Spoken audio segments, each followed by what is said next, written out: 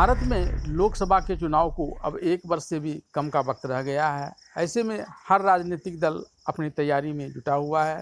Bharatiya Janata party भी इस चुनाव के पूरे अभियान के लिए अपनी अलग-अलग ढंग से तैयारी कर रही है और इस चुनाव को लेकर भारतीय जनता पार्टी जो तैयारी कर रही है, चूँकि यह केंद्र में इसकी सरकार है, ऐसे में बहुत संभव है कि कई नेताओं को जो पिछले 4 वर्षों से सत्ता सुख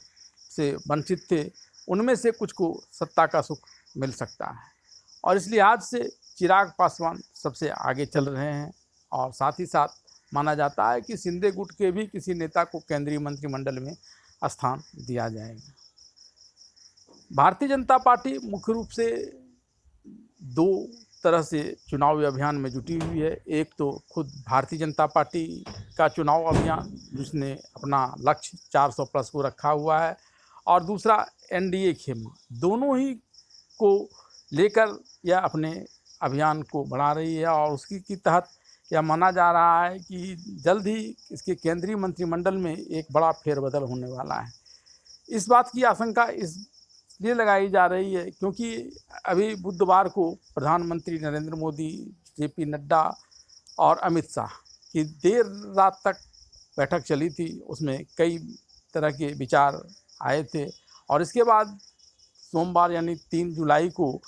प्रधानमंत्री नरेंद्र मोदी की मंत्रिमंडल की बैठक है और इसी बैठक से यह अंदाज़ा लगाया जा रहा है, चूँकि चुनाव का अंतिम वर्ष है, ऐसे में पूरी तरह से ओवरहॉलिंग कर लेना चाहती है भारतीय जनता पार्टी, अपने पार्टी के संगठन को भी और मंत्रिमंडल को भी, सरकार को भी। और इस ओवरहॉलिंग के क्रम में जहां जो कुछ कमज़ोर पार्ट्स होंगे, उसे हटाया जाएगा और उसकी जगह पर मजबूत लोगों को लाया जाएगा और इसी क्रम में माना जाता है कि चिराग पासवान एक मुख्य बिंदु हो सकते हैं जिनके भाग्य का पिटारा जल्दी ही खुल सकता है। दरअसल भारतीय जनता पार्टी इस बात को लेकर के चल रही है, खास करके नरेंद्र मोदी का यह मानना है कि जो एनडीए के पुराने घटक थे वे सभी साथ आ जाएं और इस क्रम में चंद्रबाबू नायडू की तेलुगु देशम पार्टी के साथ साथ अकाली दल और पुराने जो एलजेपी के घटक बिहार में 2 भागों में बट गए हैं, उन दोनों के साथ ही गठबंधन करना शामिल है और उसकी यह इच्छा है कि चूँकि मंत्रिमंडल में स्थान दे देने के बाद अपने कर्तव्यों के प्रति ज़्यादा जिम्मेदार हो जाएंगे ये नेता और कई प्रकार के बंधनों से भी बंध जाएंगे और जिसका फ़ायदा भारतीय जनता पार्टी उठाएगी। भारतीय जनता पार्टी इसमें मुख्य रूप से इस बात को ध्यान में रख कर के चल रही है कि खास करके उन क्षेत्रों में जहां बीजेपी पहले मजबूत रही है लेकिन अभी किसी कारणवश उसकी स्थिति में थोड़ा परिवर्तन की संभावना नज़र आ रही है। जैसे महाराष्ट्र में वहां महाविकास आघाड़ी